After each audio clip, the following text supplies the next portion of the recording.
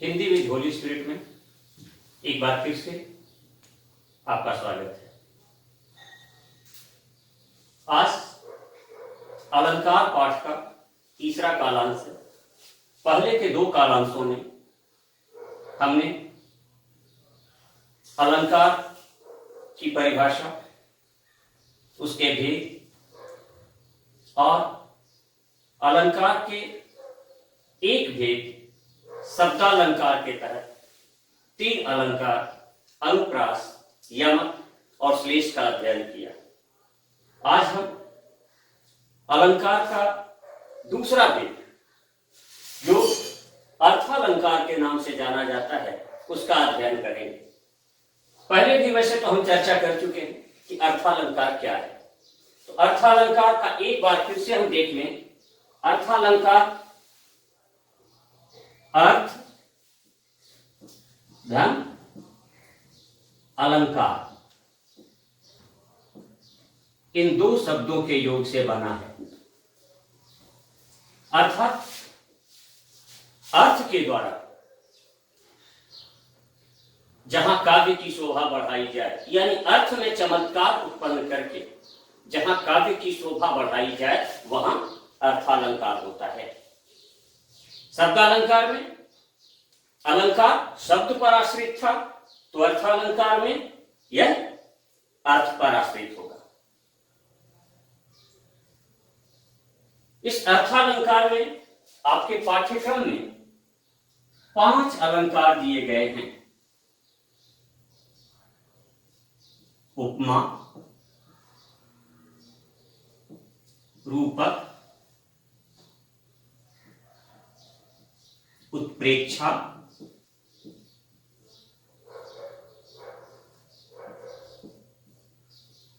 उदाहरण और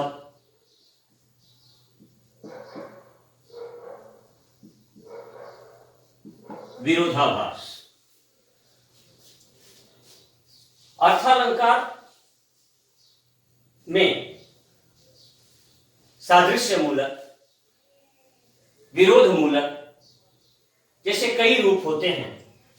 सादृश्य मूलक अर्थात एक दूसरे की समानता करने वाले अलंकार।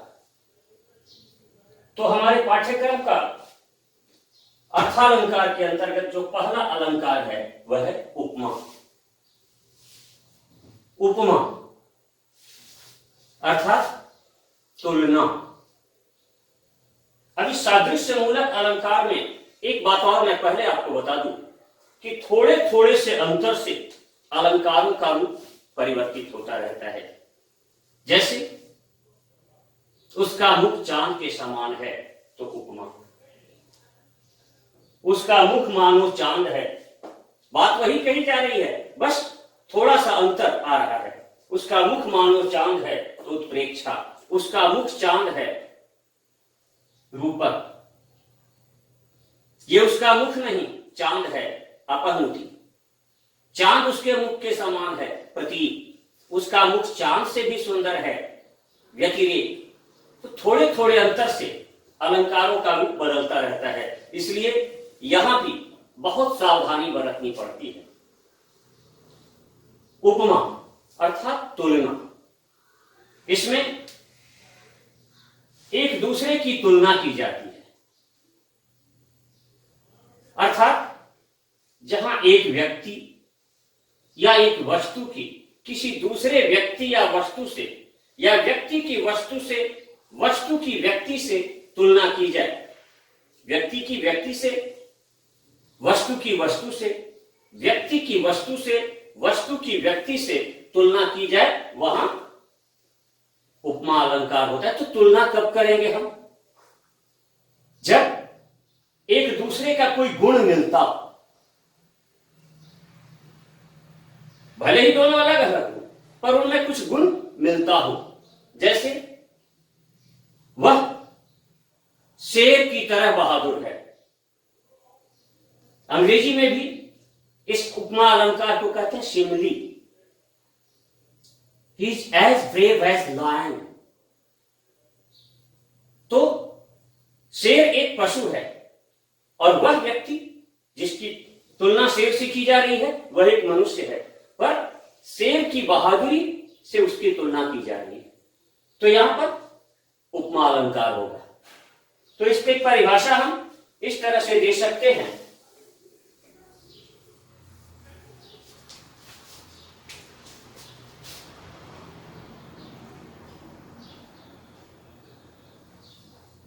जहां परस्पर भिन्न होते हुए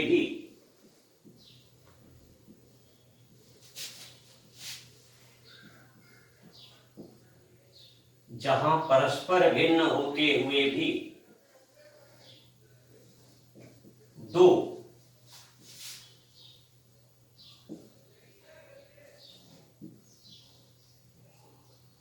भिन्न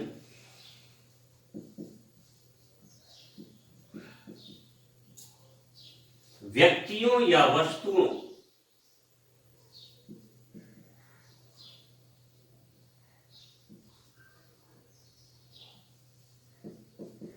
में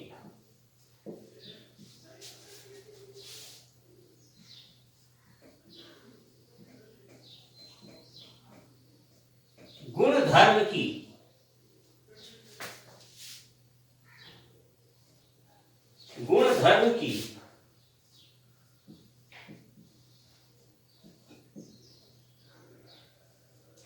समानता के कारण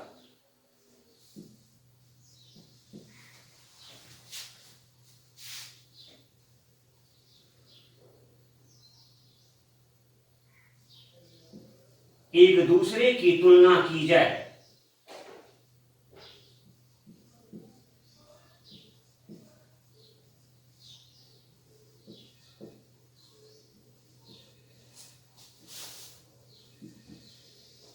वहां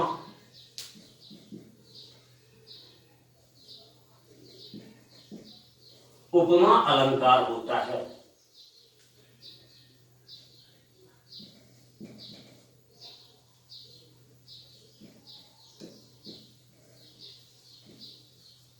अलग अलग व्यक्ति हैं, अलग अलग वस्तु है, लेकिन कोई गुण उसमें समान मिल रहा है, तो इसकी वजह से उनकी जो तुलना की जाती है तो वहां उपमा होती।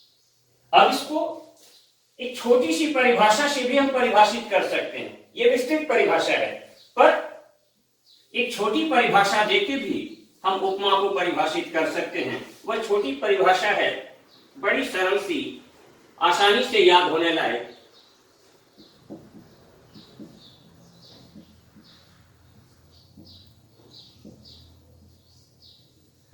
दो भिन्न तत्वों के बीच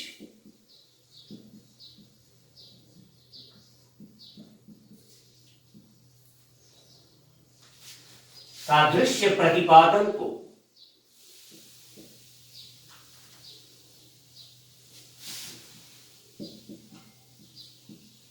उपमा कहते हैं।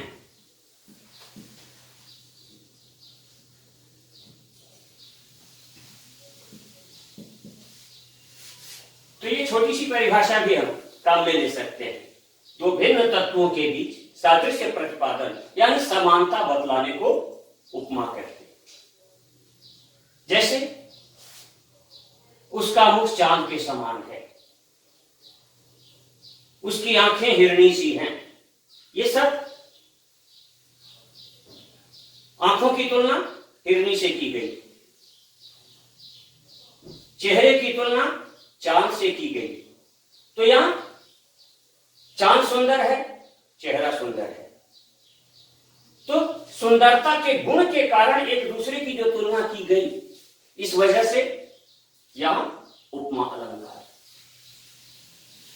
अब एक चीज इसमें ध्यान देने की बात है कि उपमा अलंकार में मुख्य रूप से 4 तत्व होते हैं। उपमा अलंकार में 4 तत्व होते हैं। पहला उपमेय, दूसरा उपमान, तीसरा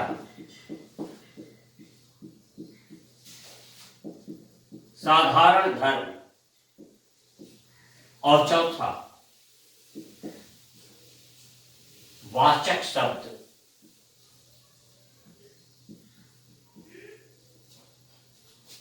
उपमेय यानी जिसकी उपमा दी जाए।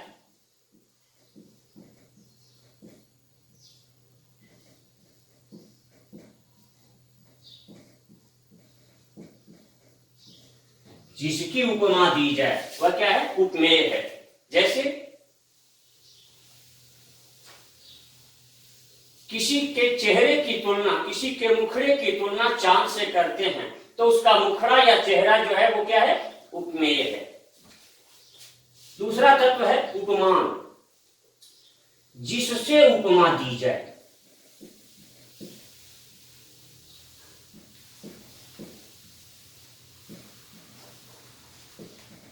जिससे उपमा दी जाए यह उपमान है।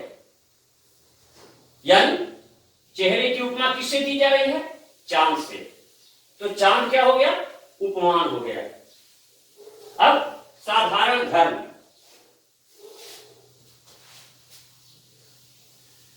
उपमेय या उपमान का गुण। उपमेय एवं उपमान, उपमेय एवं उपमान का गुण, यानी जिन गुणों के आधार पर उनमें समानता बतलाई जाती है, उनकी उपमा दी जाती है, परस्पर एक दूसरे का उपमेय उपमान बनते हैं वे, तो वहां उस गुण को ही हम क्या कहते हैं? साधारण धर्म कहते हैं। जैसे वह शेर की तरह बहादुर है, तो बहादुरी उस व्यक्ति का गुण है जो शेर के गुण से मेल खाता है। वह लोमड़ी की तरह चालाक है, तो उसकी चालाकी और लोमड़ी की चालाकी दोनों में समानता है। तो वही उन दो उपमेय और उपमान के बीच का, यानी उपमेय और उपमान दोनों का साधारण धर्म है। अब वाचक शब्द, जिन शब्दों के माध्यम से उपमेय और उपमान की समानता दर्शाई जाए वे शब्द कहलाते हैं वाचक शब्द। जैसे वह चांद सा सुंदर है, उसकी आंखें हिरनी सी है, वह राक्षस के समान दिखता है, वह देवता सदृश है, वे हमारे पितृतुल्य हैं। तो ये सब सा, सी, से, सम, समान, ये सब जो है वाचक शब्द हैं। तो एक पहचान के लिए आसानी से एक ट्रिक है कि आप आसानी से पहचान जाएंगे कि उपमा कहां होती है। तो जहां भी ये वाचक शब्द आपको मिल जाएं, उन सारे स्थानों पर उपमा अलंकार होगा। ये वाचक शब्द हैं, ध्यान देने की चीज है। इन शब्दों को याद कर लीजिएगा। सा, सी, से, सम, समान, सदृश,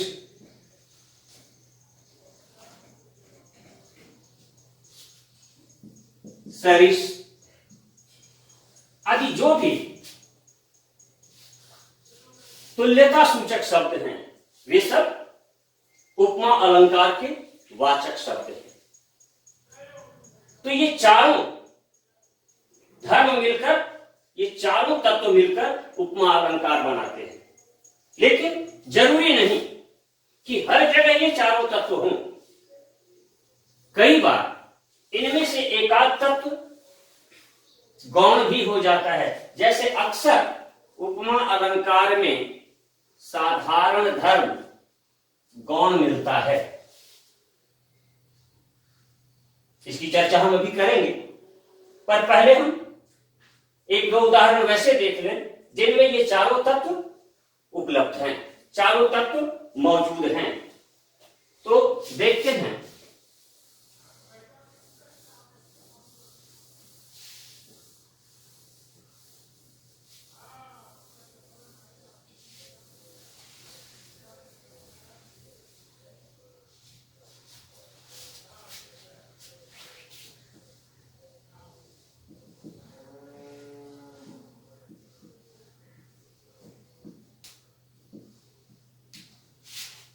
से सुंदर नयन,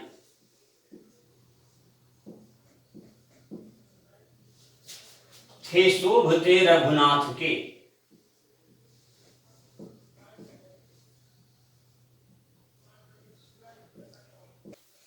यानी श्री राम की आंखों की तुलना कमल से की गई। तो यहां रघुनाथ क्या है? उपमेय है। रघुनाथ उपमेय है, कमल उपमान है। सुंदरता साधारण धर्म है।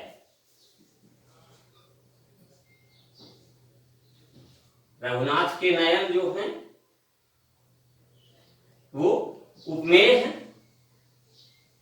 सुंदरता जो है वह उसका साधारण धर्म है, जो कि कमल और नयन दोनों के साथ लागू हो रहा है। कमल भी सुंदर है और राम की आंखें भी सुंदर है। और से इनके बीच वाचक शब्द है जो कि एक दूसरे की तुलना करता है। तो यहां उपमा अलंकार के ये चारों तत्व हमारे सामने प्रस्तुत हैं। इन चारों तत्वों को मिलाकर के यह उदाहरण बना है। कमल से सुंदर नयन थे,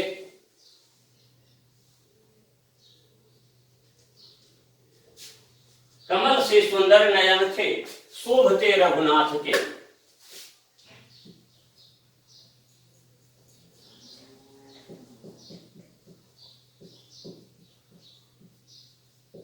कमल से सुंदर नयन थे, शोभते रघुनाथ के। तो यहां पर इन चारों तत्वों से मिला हुआ उपमा अलंकार का उदाहरण है। ऐसे ही एक दो उदाहरण और देखते हैं।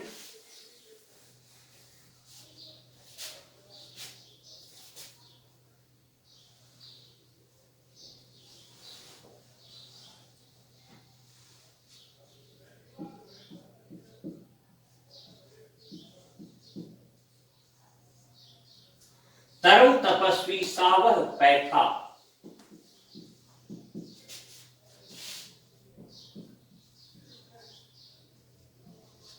साधन करता,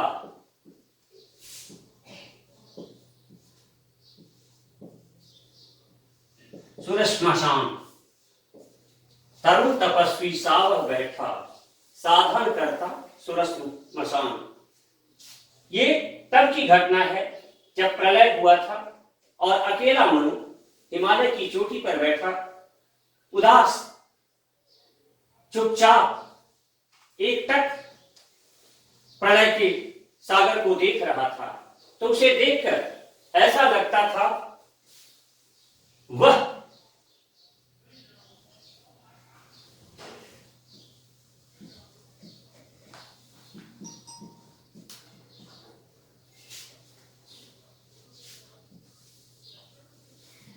तरुण तपस्वी सावह बैठा,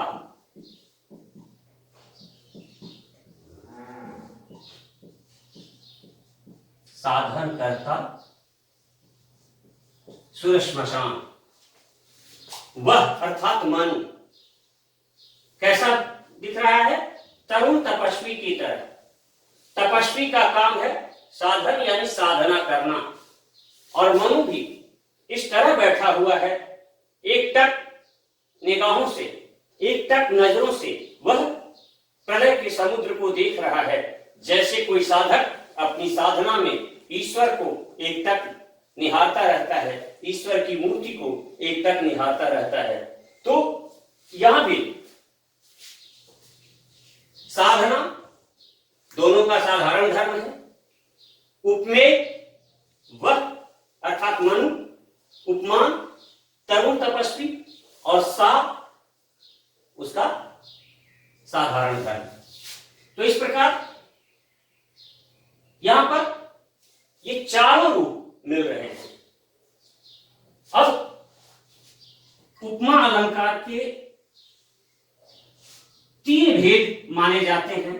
पहला पूर्ण उपमा।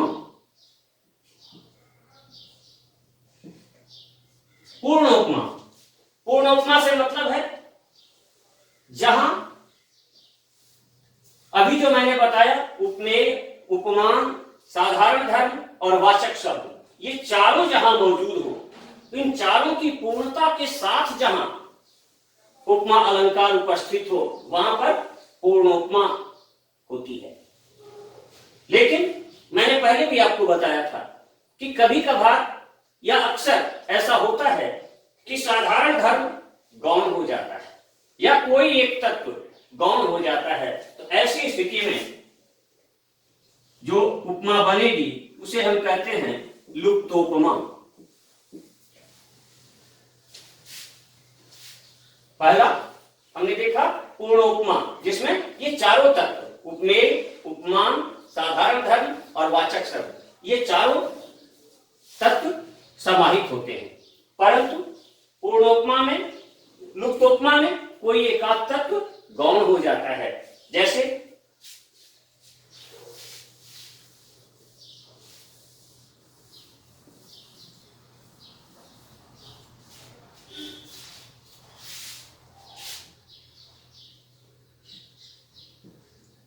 लखन उतर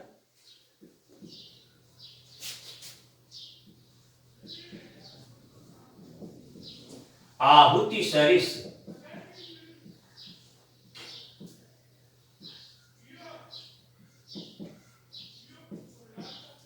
भृगुपति कोप कृषाण,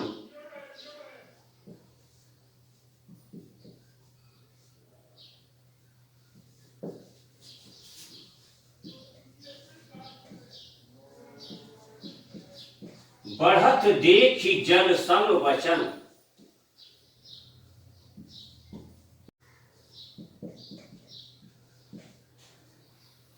बोले रघुकुल भान।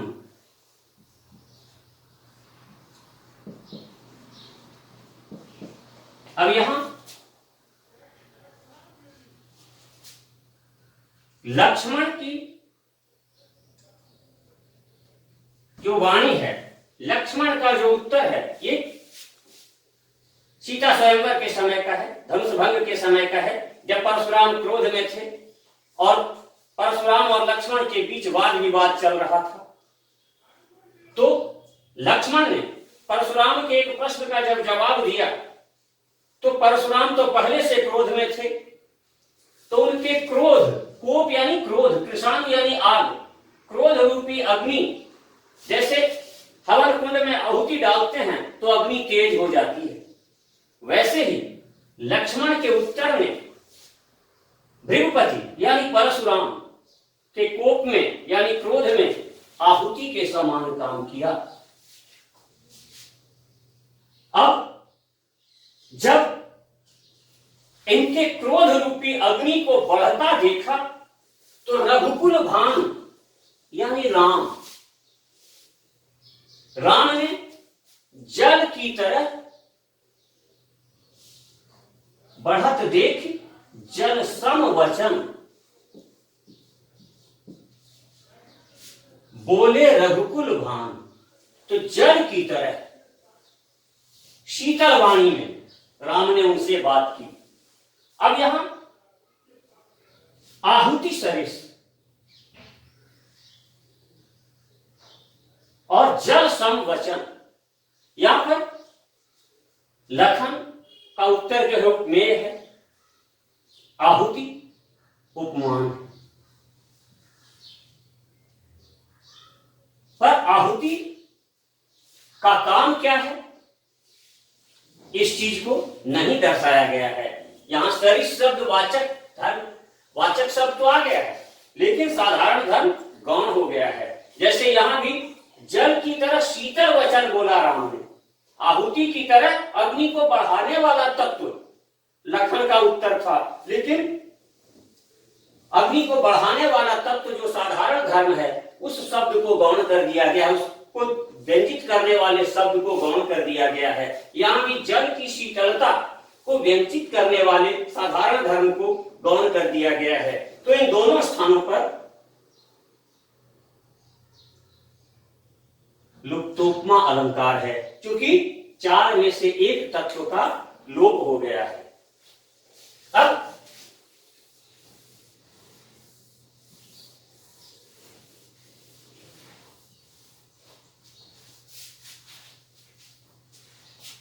एक और उदाहरण देखते हैं।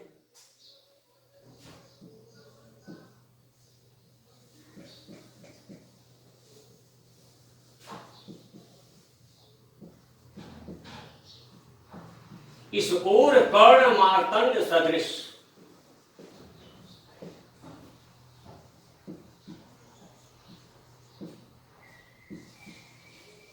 उस ओर पार्थ अंतक समान। तो यहां कर्ण को कैसा बताया गया है? मार्तंड, यानी दोपहर के प्रखर सूर्य की तरह। तो यहां उपमेय कर्ण, उपमान, मार्तंड और सदृश वाचक शब्द, ये तीन तत्व आए। साधारण धर्म, मार्तंड की प्रखरता यहां गौण है। पार्थ यानी अर्जुन, महाभारत युद्ध के 16वें दिन जब अर्जुन और कर्ण आमने सामने आते हैं, उस समय का दृश्य है। तो पार्थ यानी अर्जुन, वह कर्ण के लिए कैसा लग रहा है? अंतक, अर्थात यमराज की तरह। तो यहां उपमेय पार्थ, उपमान, अंतक और समान वाचक शब्द, ये तीन तत्व हैं। चौथा तत्व, पहला तत्व है, दूसरा तत्व है, चौथा तत्व है, पर बीच का तीसरा तत्व साधारण धर्म इन दोनों ही स्थानों पर गौण है, इसलिए यहां पर लुप्तोपमा अलंकार होगा। ठीक। और रूप है उपमा का, वह है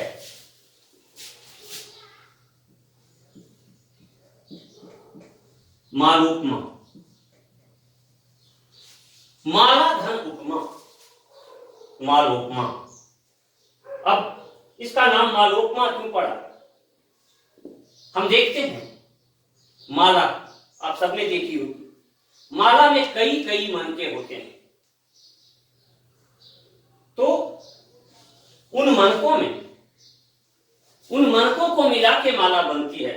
यानी यहां पर एक ही उपमेय है, पर उसको एक से अधिक उपमानों द्वारा उपमित किया जाता है। तो उस परिस्थिति में माला में क्या होते हैं? कई मनके होते हैं, है ना। तो यहां एक से अधिक उपमानों द्वारा जब किसी उपमेय को उपमित किया जाए, यानी किसी उपमेय की तुलना जब एक से अधिक उपमान से की जाए, तो वहां मालोपमा अलंकार होता है। जैसे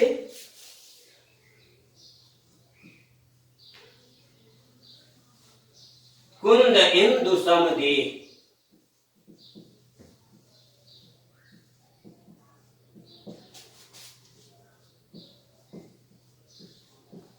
उमा रमन,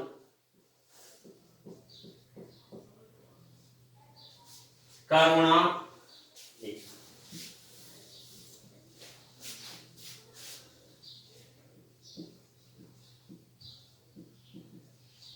कुंद इंदु समदेह,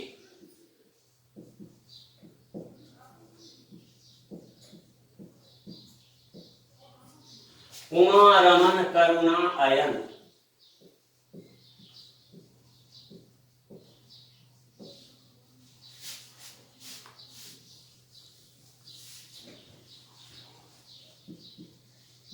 जाहि दीन पर नेह,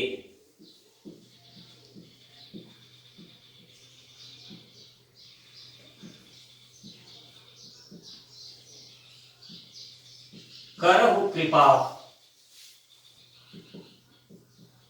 मर्दन मयन। यहां मयन अर्थात मदन, यानी कामदेव का मर्दन करने वाले शिव की प्रार्थना गोस्वामी तुलसीदास ने श्री रामचरितमानस के प्रारंभिक सोरठों में जो किया है उसका वर्णन है। तो उमा रमन, उमा के पति का शरीर कैसा है? कुंद और इंदु। कुंद एक प्रकार का सफेद फूल है और इंदु अर्थात चांद, दोनों का रंग सफेद है। और भगवान शंकर के रंग की चर्चा भी आप जब शिव की प्रार्थना के लिए मंत्र का जाप करते हैं तो एक प्रसिद्ध मंत्र है भगवान शिव की प्रार्थना के लिए, कर्पूर गौरम करुणावतारम संसार सारम भुजगेंद्रहारम सदा वसंतम हृदयारविंदे भवम भवानी सहितम नमामि। तो वहां शंकर के रूप को कैसा बताया गया है? कर्पूर गौरम। आपके घरों में पूजा पाठ में कपूर की आरती की जाती होगी, कपूर भी सफेद रंग का तत्व है। तो कपूर की तरह गोरे थे भगवान शंकर। और यहां कुंद, अभी मैंने बताया कि सफेद रंग का एक फूल होता है छोटा छोटा जूही के तरह का, उसको कुंद बोलते हैं। और इंदु यानी चांद, चांद का रंग भी सफेद माना गया है। ज्योतिष शास्त्र में भी, कर्मकांड में भी चांद का, और आपने चांदनी भी देखी होगी, चांद उसमें भी सफेद दिखता है। तो शंकर के शरीर की तुलना करने के लिए, उनके गोरे रंग की तुलना करने के लिए यहां पर कुंद और इंदु एक से अधिक उपमान को लिया गया है, इसलिए यहां मालोपमा अलंकार है। कुल मिलाकर उपमा अलंकार में यही बात है कि दो अलग अलग व्यक्तियों या वस्तुओं के बीच या व्यक्ति और वस्तु के बीच जो समानता प्रतिपादित की जाती है किसी तुलना सूचक वाचक शब्द के द्वारा, तो वहां उपमा अलंकार होता है, उपमा नामक अर्थालंकार होता है। तो आज यही रुकते हैं हम लोग, क्योंकि इससे पहले भी मैंने जो 3 वीडियोस आपकी क्लास में दिए हैं, तो जहां तक मुझे लगता है कि वे थोड़े लंबे हैं और संभवतः उसी कारण से आपको अध्ययन में कुछ समस्याएं आ रही होगी। तो आज से हम थोड़े छोटे छोटे वीडियोस बनाएंगे ताकि आपको एक साथ बोझ भी नहीं पड़े। और अभी लॉकडाउन चल रहा है, अभी हम लोग आराम से इन विषयों को लेकर ध्यान से अध्ययन करते हुए चलेंगे। तो आज का कालांश यही संपन्न होता है। फिर मिलेंगे। धन्यवाद।